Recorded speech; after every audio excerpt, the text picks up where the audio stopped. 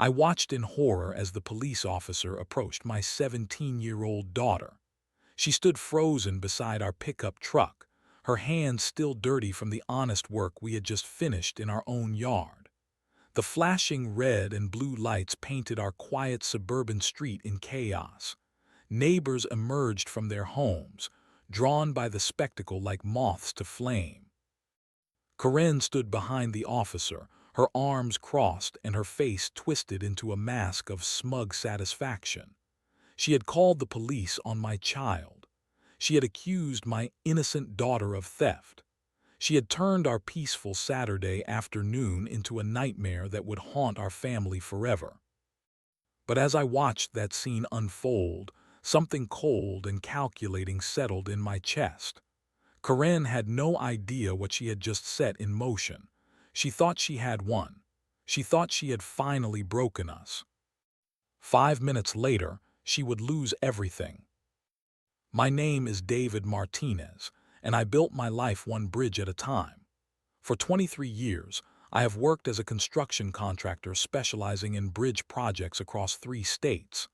The calluses on my hands tell the story of every concrete pour, every steel beam placement, every successful project that brought communities together. When I moved my family to Villa Bridge, the most prestigious development in our county, I thought we had finally made it. Villa Bridge was not just a neighborhood. It was a statement. Perfectly manicured lawns stretched between custom homes that started at $500,000. The community center boasted an Olympic-sized pool and tennis courts that gleamed under professional lighting. Tree-lined streets curved gracefully around a central park where children played on equipment that cost more than most people's cars. This was where successful people lived. This was where I wanted to raise my daughter. My daughter Emma was 17, with her mother's bright smile and my stubborn determination.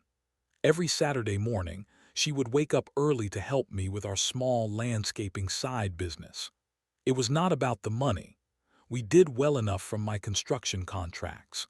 It was about teaching her the value of honest work, the satisfaction of creating beauty with your own hands, the pride that comes from earning every dollar.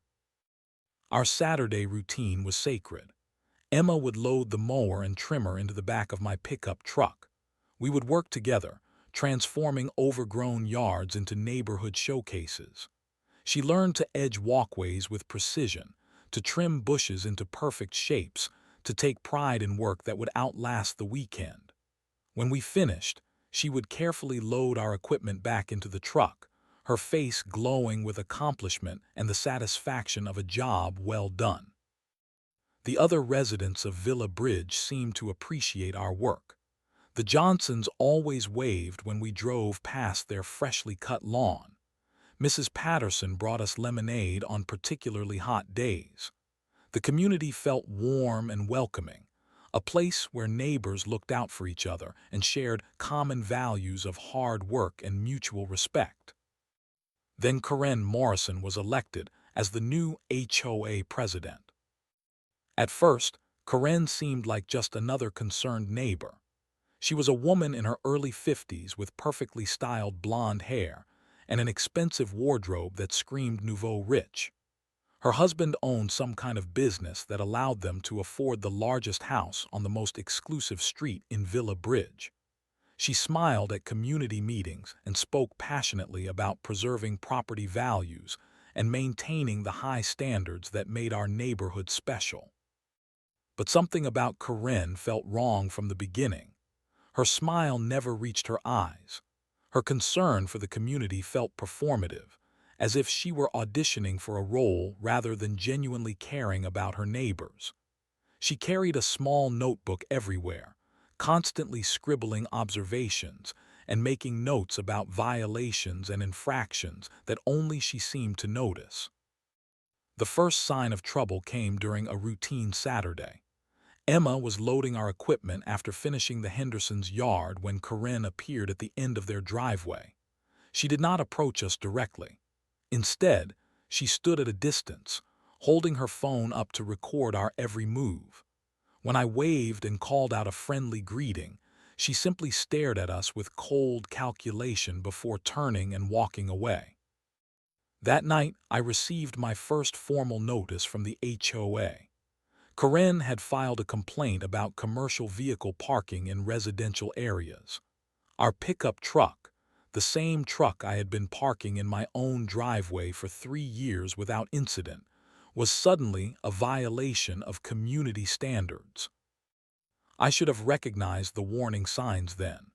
I should have understood that Karen was not interested in maintaining community standards. She was interested in control, in power, in finding ways to make other people's lives miserable for her own satisfaction. But I was still naive then. I still believed that reasonable people could work out their differences through honest conversation and mutual respect. I had no idea what Karen Morrison was really capable of. The harassment began slowly, like water dripping through a crack in a dam. One complaint became two, two became four. Soon, formal notices from the HOA arrived in my mailbox like clockwork, each one more petty and vindictive than the last. Karen documented everything with the obsession of a detective investigating a serial killer. She measured the height of our grass with a ruler, photographing any blade that dared to exceed the HOA's 2.5-inch maximum. She timed our activities with a stopwatch, claiming that commercial work could only occur during specific hours on weekdays. She counted the minutes my pickup truck spent in the driveway, arguing that any vehicle used for business purposes constituted a commercial operation in violation of residential zoning. The worst part was how she targeted Emma. My daughter was just trying to help her father while learning the value of honest work. But Karen treated her like some kind of criminal enterprise operating in violation of child labor laws. She questioned Emma's right to be on our own property, claiming that teenagers could not legally perform commercial activities in residential areas. One Saturday morning, Karen appeared at our driveway as Emma was loading the mower into our truck. She did not speak to me. Instead, she addressed my daughter directly, her voice sharp and accusatory. "Young lady, are you being paid to perform commercial landscaping services?" Emma looked at me with confusion and fear. She was 17 years old, being interrogated by an adult authority figure who seemed determined to make her feel like a criminal. "She is my daughter," I said, stepping between them. "She helps with family work on weekends." "That is not what I asked," Karen replied, her pen poised over her ever-present notebook. "I asked if she is receiving compensation for commercial services performed in a residential area." The absurdity of the situation would have been laughable if it were not so threatening. This woman was questioning my right to teach my own daughter about work and responsibility on my own property. But Karen was not interested in reasonable explanations. She was interested in building a case, piece by piece, complaint by complaint. That was when I learned about Karen's husband and the true scope of the power we were facing. Richard Morrison owned Morrison Construction Group, one of the largest general contracting firms in the region. Their company had significant political connections and enough money to influence HOA board elections through strategic campaign contributions and neighborhood improvement projects. The other board members were not evil people. They were busy professionals who trusted Karen's leadership and relied on her detailed reports about community violations. When she presented her carefully documented cases against problematic residents, they simply voted to support her recommendations without asking too many questions. I tried to remain diplomatic. I attended HOA meetings with hat in hand, explaining that Emma was just helping her father with yard work. I offered to limit our activities to specific hours. I suggested compromise solutions that would address Karen's concerns while allowing our family to continue our Saturday tradition. But Karen was not interested in compromise. She was interested in complete victory. The threats escalated beyond simple fines and violations. Karen began claiming that our landscaping activities constituted an illegal home-based business operating without proper permits and licensing. She threatened daily fines of $500 until we ceased all commercial operations. She demanded that we remove all landscaping equipment from our property and provide written guarantees that no business activities would ever occur on our residential lot. The financial pressure was real and frightening.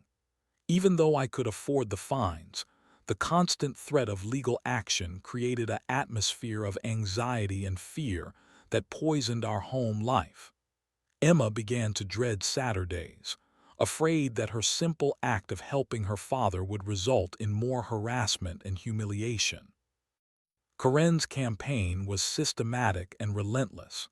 She photographed our every move, timed our activities, measured our grass, and documented any deviation from her interpretation of HOA regulations. She transformed our peaceful home into a surveillance zone where we felt constantly watched and judged. But the most disturbing part was her obvious enjoyment of the process.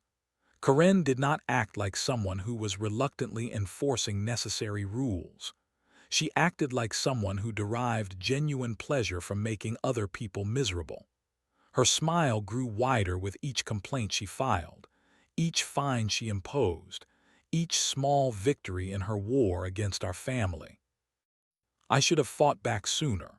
I should have recognized that Karen was not acting in good faith, and that diplomatic solutions would never satisfy someone whose primary goal was dominance and control. Instead, I kept trying to be reasonable with an unreasonable person. That mistake would nearly cost me everything. Karen's harassment entered a new and more dangerous phase when she abandoned any pretense of legitimate concern and embraced outright lies. The petty complaints about grass height and parking violations evolved into serious allegations that threatened not just our peace of mind, but my entire business reputation and our family's future in the community. It started with whispered conversations at the community mailboxes.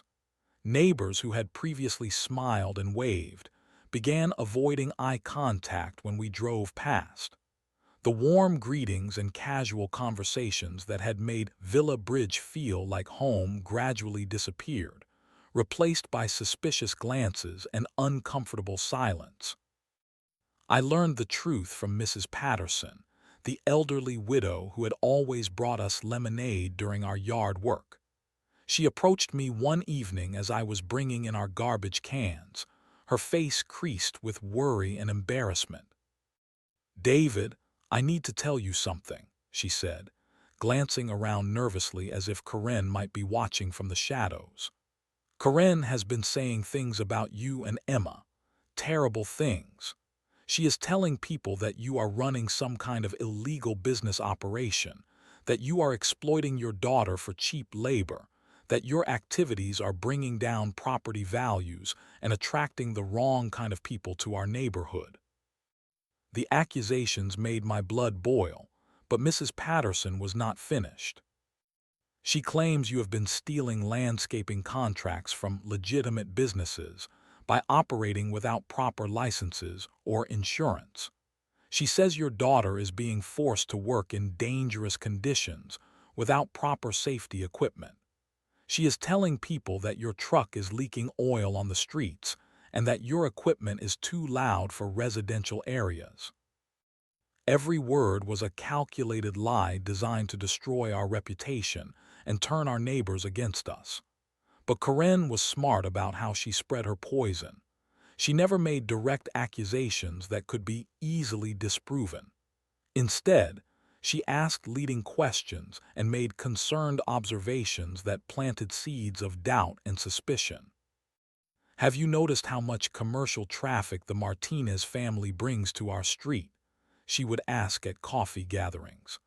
I am worried about the liability issues if someone gets hurt with all that industrial equipment around children. The HOA meetings became kangaroo courts where Karen presented her carefully constructed case against our family. She had photographs of Emma loading equipment, timestamps of our activities, and detailed reports about alleged violations that painted us as scofflaws operating an illegal business in defiance of community standards. Board members who had known me for years began to look at me with suspicion and doubt. Karen's presentation was so thorough, so professional, so convincing that even reasonable people started to believe that maybe there was something improper about our simple Saturday routine. The formal complaints multiplied exponentially.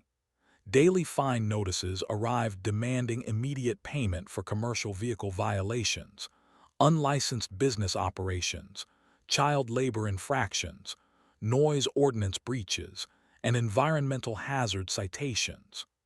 The threatened penalties reached thousands of dollars per week, with compounding interest and legal fees that could bankrupt most families. Karen demanded that we appear before the board for a formal hearing to address our violations and provide evidence that we were not operating an illegal commercial enterprise. The burden of proof had shifted completely. We were presumed guilty until we could prove our innocence, and Karen controlled both the accusations and the forum where we would be judged. The psychological warfare was devastating. Emma began having nightmares about police officers and court proceedings. She stopped asking to help with our Saturday work, afraid that her presence would create more problems for our family. The joy and bonding that had made our weekend special was replaced by anxiety and fear. But the most chilling realization came when I understood Karen's ultimate goal. She was not trying to modify our behavior or force compliance with HOA regulations. She was trying to make our lives so miserable that we would have no choice but to sell our home and leave Villa Bridge entirely. This was not about community standards or property values. This was about elimination. Karen wanted us gone, and she was using every tool at her disposal to force us out of the neighborhood we had worked so hard to call home. Her campaign was working. Other families who had been targeted by Karen's harassment had quietly sold their homes and moved away rather than continue fighting an opponent who seemed to have unlimited time, resources, and determination to make their lives hell. I was beginning to understand that compromise and reasonableness would never satisfy someone whose goal was complete victory and total dominance. Karen would not stop until she had driven us away or destroyed us completely. The only question was whether I would fight back or surrender to her campaign of systematic destruction. I was about to learn just how far Karen was willing to go to achieve her goals. Saturday morning arrived with the deceptive calm of a beautiful spring day. Emma and I had finished trimming the hedges around our front yard, a simple job that took less than 2 hours. The sun was shining, birds were singing, and for a few precious moments, it felt like old times when our Saturday routine brought nothing but satisfaction and family bonding. Emma was loading our hedge trimmer into the back of the pickup truck when I noticed Karen approaching from across the street. Something about her posture and expression immediately put me on alert. This was not the measured, calculating Karen who usually observed us from a distance. This was someone who had made a decision and was prepared to act on it. "Stop right there," Karen shouted, her voice carrying across the quiet neighborhood with startling intensity. "Put that equipment down immediately." Emma froze, the trimmer still in her hands, confusion and fear written across her face. I moved quickly to position myself between my daughter and the advancing Karen, but nothing could have prepared me for what happened next.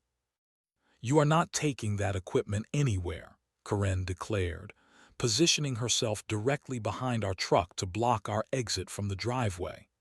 "I know exactly what you two are doing, and I am not going to let you get away with it anymore."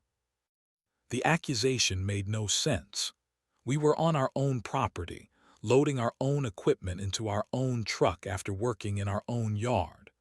But Karen was beyond reason now, operating in some alternate reality where our normal family activities constituted criminal behavior. "Ma'am, please move away from our vehicle," I said, keeping my voice calm and controlled despite the adrenaline flooding my system. "We are just loading our equipment after working in our yard." "Lies!" Karen screamed, her composure completely shattered. "That is stolen equipment. She is taking landscaping tools that do not belong to her. This is theft, and I am calling the police right now." Emma started crying. My 17-year-old daughter, who had never been in trouble in her life, was being accused of theft by an adult authority figure in front of our neighbors. The sight of my child's tears ignited a protective rage that took every ounce of self-control to contain. Karen pulled out her phone and dialed 911 with theatrical urgency, speaking loudly enough for the entire neighborhood to hear her performance. "Yes, I need police immediately. There is a theft in progress at 1247 Maple Street. A teenager is loading stolen landscaping equipment into a truck and attempting to flee the scene. Please hurry. They are trying to leave right now." The false imprisonment was clear and deliberate. Karen was physically blocking our exit while simultaneously calling police with fabricated allegations designed to create maximum chaos and humiliation. She had crossed the line from harassment into criminal behavior, but she was so consumed with rage and vindictiveness that she could not see the legal jeopardy she was creating for herself. Emma was sobbing openly now, clutching the hedge trimmer like it might somehow protect her from the nightmare unfolding around her. Neighbors emerged from their homes, drawn by Karen's shouting and the promise of drama that suburbanites secretly crave. "Dad, what is happening?" Emma whispered, her voice breaking with fear and confusion. "Why is she saying I stole something? This is our equipment. We bought it at Home Depot last year." I wrapped my arm around my daughter's shoulders, pulling her close while keeping my eyes fixed on Karen's face. The woman was practically glowing with satisfaction, convinced that she had finally found the perfect weapon to destroy our family. "It is going to be okay, sweetheart," I told Emma, though I was not sure I believed it myself. "Just stay calm and tell the truth when the police arrive." The wait for law enforcement felt like hours, but was probably only minutes. Karen continued her blocking position behind our truck, occasionally shouting additional accusations about commercial vehicle violations and unlicensed business operations. She had her phone out, recording everything for what she undoubtedly believed would be her triumphant evidence of our criminal activities. When the police cruiser finally arrived with its flashing lights and brief siren chirp, the entire street transformed into a crime scene. Officers emerged from their vehicle with professional caution, unsure what kind of situation they were walking into based on Karen's dramatic 911 call. The lead officer was a middle-aged man with kind eyes and a patient demeanor that suggested he had dealt with neighborhood disputes before. He looked at the scene with obvious confusion, taking in a crying teenager holding a hedge trimmer, a concerned father trying to comfort his daughter, and an agitated woman blocking a driveway while shouting accusations. "Ma'am, I need you to step away from the vehicle," the officer told Karen in a tone that brooked no argument. "Let me talk to everyone separately and figure out what is going on here." Karen launched into her prepared speech about theft and commercial violations, But the officer quickly realized that her allegations did not match the reality of the situation he was observing. Within minutes, it became clear that we were a family dealing with landscaping equipment on our own property, not criminals fleeing a theft scene. But the damage was done. Police cars with flashing lights, crying teenager, neighborhood spectacle, public humiliation based on completely fabricated allegations. Karen stood behind the officer with a smug smile, convinced that she had finally won her war against our family. She had no idea that her moment of triumph was about to become the catalyst for her complete destruction. The police officers were professional and thorough, but even they could see within minutes that Karen's theft allegations were completely fabricated. Officer Rodriguez examined our equipment, checked the registration on our truck, and reviewed the documentation I provided showing purchase receipts for every tool Karen claimed was stolen. "Mr. Martinez, there is clearly no crime here," Officer Rodriguez said, closing his notebook with obvious frustration. "However, we are required to file an incident report since a complaint was made. This will be documented as unfounded allegations, but the report will still be part of the official record." Emma was still shaking from the trauma of being falsely accused and having police called on her. The sight of my innocent daughter being terrorized by an adult who should have known better ignited something cold and calculating in my chest. This was no longer about neighborhood disputes or HOA regulations. This was about protecting my family from a predator who derived pleasure from causing pain to others. As the police cars pulled away and the neighbors dispersed back to their homes, Karen remained standing in our driveway with that same smug expression of satisfaction. She believed she had achieved some kind of victory by subjecting my daughter to public humiliation and false accusations. "This is not over," she said quietly, her voice dripping with malicious promise. "I know what you people are really doing, and I will not rest until you are gone from this neighborhood." That night, after Emma had finally stopped crying and gone to bed, I sat in my home office staring at the incident report and the growing stack of HOA violation notices. Something about Karen's behavior had always felt off, but now it seemed almost pathological in its intensity and focus. Normal people do not go to such extremes over minor neighborhood disputes. Normal people do not derive obvious pleasure from terrorizing teenagers. I decided to investigate Karen Morrison the same way she had been investigating my family. If she wanted to play detective, then I would show her what a real investigation looked like. The internet age makes background research easier than most people realize. Public records, business filings, court documents, and social media profiles create digital footprints that reveal far more than people understand. Within hours of focused searching, I began to uncover information about Karen and her husband that explained everything. Richard Morrison did not just own a construction company. He owned Morrison Construction Group, a major regional contractor that specialized in large municipal projects like bridges, highways, and public infrastructure.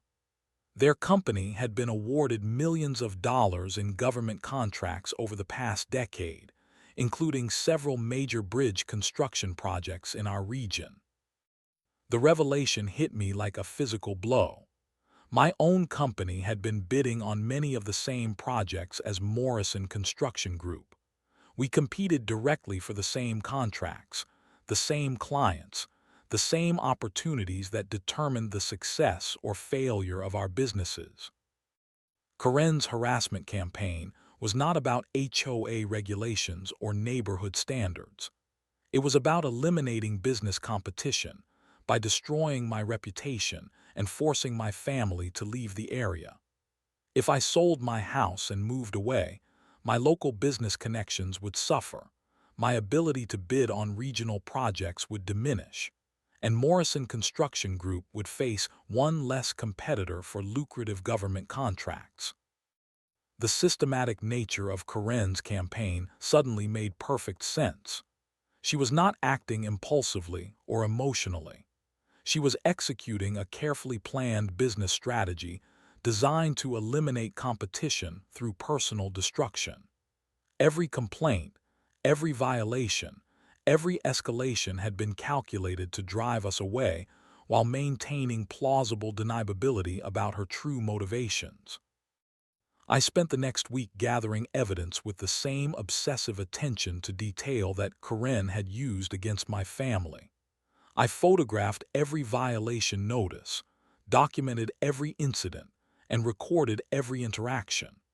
I reached out to other families who had been targeted by Karen's harassment campaigns and learned that we were not her first victims. The Hendersons had sold their house 6 months earlier after Karen accused them of operating an illegal daycare because Mrs. Henderson watched her grandchildren during the day. The Patels had moved away after being harassed about cooking smells and having too many cars in their driveway during family gatherings. The Johnsons had been targeted for their teenage son's music practice, with Karen claiming noise violations and demanding that a high school student stop playing guitar in his own bedroom. Each family had the same story: systematic harassment, fabricated violations, escalating threats, and ultimately the decision to sell and move rather than continue fighting an opponent who seemed to have unlimited resources and determination. But there was one crucial difference between those families and mine. They had not known about the business connection between Karen's husband and their own livelihoods. They had viewed Karen as an overzealous HOA president rather than a business competitor using neighborhood politics to eliminate professional threats. I knew the truth now, and I was going to use that knowledge to end Karen's reign of terror permanently. The game had changed. Karen thought she was playing checkers, but I was about to show her what chess looked like. Armed with 3 weeks of intensive investigation, I requested an emergency HOA board meeting to address what I termed serious ethical violations and conflicts of interest affecting community governance. The formal language caught the board's attention in a way that my previous diplomatic appeals had not. The meeting was scheduled for Thursday evening in the community center's main conference room. Word spread quickly through Villa Bridge that something significant was happening. Board members, concerned residents, and curious neighbors filled the room to capacity, creating an atmosphere of tension and anticipation that reminded me of a courtroom before a major verdict. Karen arrived with her usual confidence, carrying her signature notebook and wearing an expensive suit that projected authority and control. She had no idea what was coming. In her mind, this was probably just another opportunity to present her case against my family and solidify her position as the neighborhood's moral guardian. Board President Michael Chen called the meeting to order and asked me to present my concerns. I stood at the front of the room with a prepared presentation that would systematically dismantle Karen's carefully constructed facade. Ladies and gentlemen, I am here tonight to expose a pattern of harassment, false accusations, and ethical violations that have been conducted under the guise of HOA enforcement. I began, my voice steady and professional.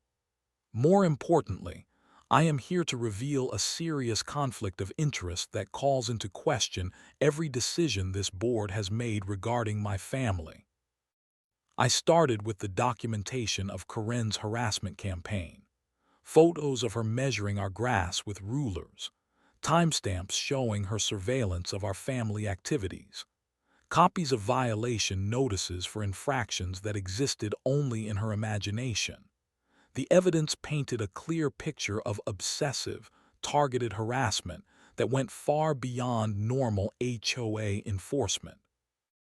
Board members shifted uncomfortably in their seats as they realized how they had been manipulated into supporting Karen's personal vendetta. These were decent people who had trusted Karen's reports without investigating the context or motivations behind her complaints. This harassment campaign has subjected my 17-year-old daughter to false accusations of theft, police interrogation, and public humiliation. I continued, my voice growing stronger with each word. But the most disturbing part is not what Karen Morrison has done. It is why she has done it. I clicked to the next slide in my presentation, revealing the business registration documents for Morrison Construction Group. A murmur went through the crowd as people began to understand the implications. Karen Morrison's husband owns Morrison Construction Group, a major regional contractor that competes directly with my business for government bridge construction contracts. This entire harassment campaign has been designed to force my family to leave Villa Bridge, thereby damaging my local business connections and eliminating competition for lucrative municipal projects. The room erupted in shocked conversation as the true scope of Karen's deception became clear. Board members stared at Karen with expressions of betrayal and disbelief, realizing they had been used as unwitting accomplices in a scheme to eliminate business competition through neighborhood politics. Karen's face went white as she realized her carefully constructed world was collapsing around her. She tried to interrupt, to deflect, to maintain some semblance of control, but the evidence was overwhelming and undeniable. "This is ridiculous," she stammered, her usual confidence replaced by desperate panic. "My husband's business has nothing to do with HOA enforcement. I have been protecting property values and maintaining community standards." "Then explain this," I said, clicking to documents showing Morrison Construction Group's bid history on projects my company had also pursued. "Your harassment campaign began 2 weeks after your husband's company lost a major bridge contract to my firm. Every escalation in your behavior coincided with announcements of new project bids where our companies competed directly." I presented testimonies from the Henderson, Patel, and Johnson families, documenting Karen's pattern of targeting and driving away residents whose presence somehow threatened her vision of neighborhood control.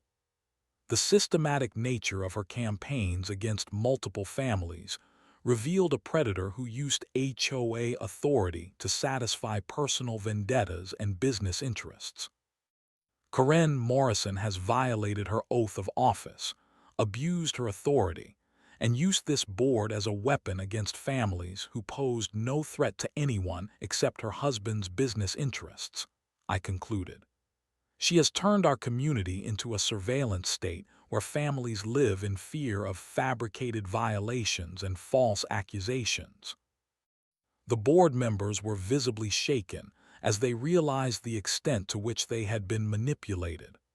Michael Chen asked Karen directly about the conflict of interest allegations, giving her an opportunity to explain or defend her actions. Karen's response was everything I had hoped for and more. Instead of taking responsibility or showing remorse, she doubled down on her attacks against my family while simultaneously denying any connection between her HOA activities and her husband's business interests.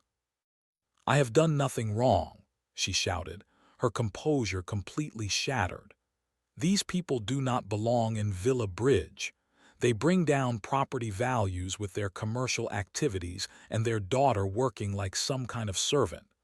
I have been protecting this community from people who do not understand our standards." Her words hung in the air like toxic smoke, revealing the ugly prejudices and sense of superiority that had driven her campaign from the beginning. The room fell silent as residents processed the true nature of the person they had trusted with neighborhood leadership. Michael Chen called for an immediate vote of no confidence. The motion passed unanimously, with Karen Morrison officially removed from her position as HOA president effective immediately. But that was only the beginning of her consequences. The fall of Karen Morrison was swift and complete. Within hours of her removal from the HOA presidency, word of the conflict of interest scandal spread throughout Villa Bridge and beyond. Local media picked up the story of an HOA president using her position to eliminate her husband's business competition through systematic harassment of a neighbor family. The ethics investigation that followed revealed additional violations that went far beyond what I had uncovered in my own research. Karen had used HOA funds to hire private investigators to surveil families she targeted. She had manipulated board votes by withholding information and presenting fabricated evidence. She had violated numerous state laws regarding harassment, false imprisonment, and abuse of authority. But the most satisfying consequence was what happened to Morrison Construction Group. The revelation that Richard Morrison's wife had been using HOA authority to eliminate business competition created a massive scandal that destroyed their company's reputation and credibility with government clients.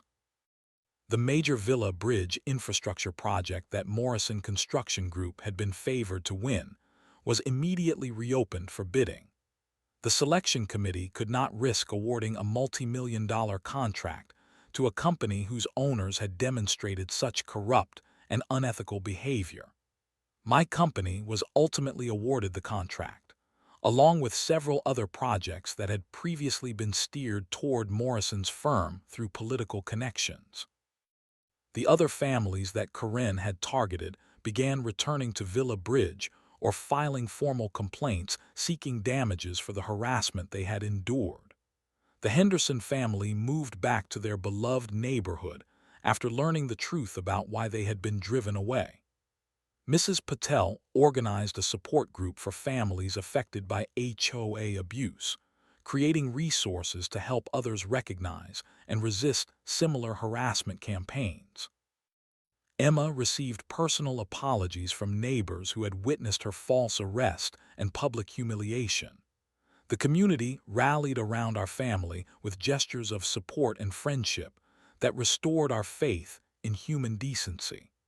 My daughter began helping with yard work again, no longer afraid that her simple act of family cooperation would result in harassment or legal threats.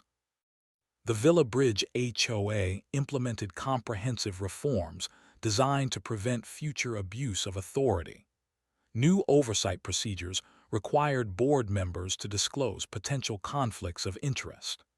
Harassment complaints now required corroborating evidence from multiple sources. Residents gained the right to appeal violations through an independent review process that could not be manipulated by vindictive board members. Karen and Richard Morrison were forced to sell their expensive home and leave Villa Bridge in disgrace. Their departure was not quiet or dignified. Moving trucks arrived under cover of darkness, as if they were fleeing rather than relocating. Neighbors watched from their windows as the couple who had terrorized so many families finally faced the consequences of their actions. 6 months later, I received a letter from Emma's school guidance counselor.